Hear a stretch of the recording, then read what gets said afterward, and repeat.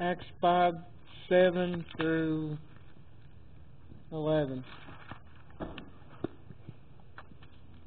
About 3 hours later, his wife, now this is Ananias' wife, they bought the field, and most likely he bought it, but she knew about it, and the way things were set up, she probably could, because the money was given to the church after his death, she could have gave the money to the church as it was supposed to know.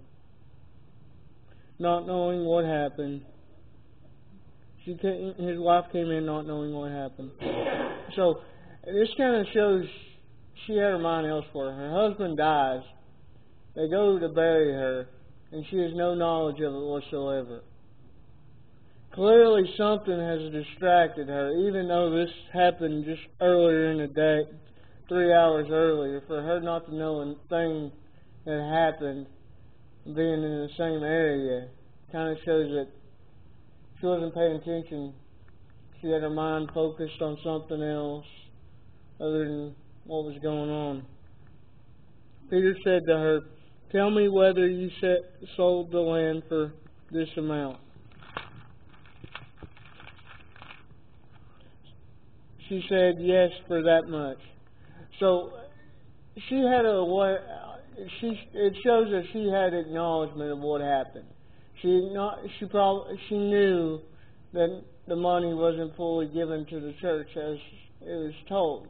At this point, her husband was in charge while he was alive, so it was his responsibility. But at this point, her husband was dead, so she had full power to give all the money to the church as it was supposed to be. What was left, it wasn't probably spent by her husband, maybe if he spent any, could be given to the church as it was supposed to. She could have made things right. Sometimes things get wrong or done wrong, and we get a chance to make them right, or we should be willing to take that opportunity. She had this opportunity to make things right by God right here. Her husband died because of what he did, but she had a chance to make things right and to live. Peter said to her, "How is it that you have agreed together to test the Spirit of the Lord? Look, the feet of those who have buried your husband are at the door. They will carry you out."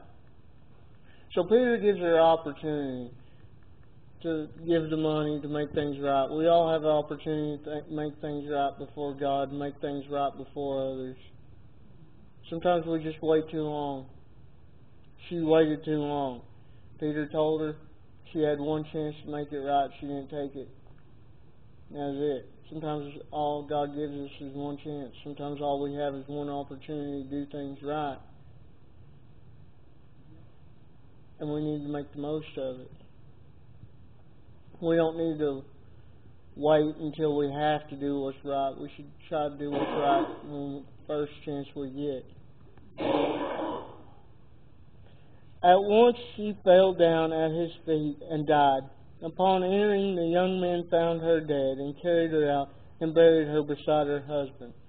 So still, they're treating her very well. Even though she disobeyed, they're still showing love and compassion by burying her in the way she would have wanted next to her husband. Instead, the world wouldn't have shown compassion. They would just throw her out of the church and got her out of the way and let the people deal with it, most likely. But they considered her part of their family. They treated her with respect. I imagine it was probably a nice, respectful way they buried her. It wasn't they just dug a small hole and just shoved her in it. So even though people make mistakes against us or against God, we should be willing to still continue to treat them as the Lord would have us. Treat them with love. Even if they're countless doing it against us wrong. We don't got to be friends with them. Christ wasn't friends with everybody. There's some that hated Christ, and there's sometimes he had to get away from the people. But he loved everybody, and we're to love everybody. That doesn't mean we need to interact with everybody all the time. Sometimes it's better for us to do like Christ did and get away, because then there's less problems. Great fear came upon the entire church and on those who heard these things. So again, fear falls upon them. They're scared. Again, they get scared after the husband dies earlier in the chapter. The same thing happens. That's because these people necessarily don't exactly know what happened. It just happened so suddenly. And Peter hasn't had a chance to explain it yet, and nobody hasn't really, because I imagine it takes a little bit of time to bury somebody, and the men's feet were still muddy after. So really, the events were just happening. Nothing really had a chance much to explain. But we should always do our best to follow the will of the Lord, follow where the Holy Spirit is guiding us, whether it's to give a certain amount of money or give a certain amount of our time. When He puts it on our hearts to do it and we make the commitment to do it, we need to keep the commitments we made. Not because we made them to the church, but because we made them to God. We should never look at the commitments we make to a person or to a church, more the fact that we committed to it. And if it's a good thing, it's our service to God to keep our commitment. And Jesus talks about how we shouldn't make oaths and we should just let our yes be yes and no be no.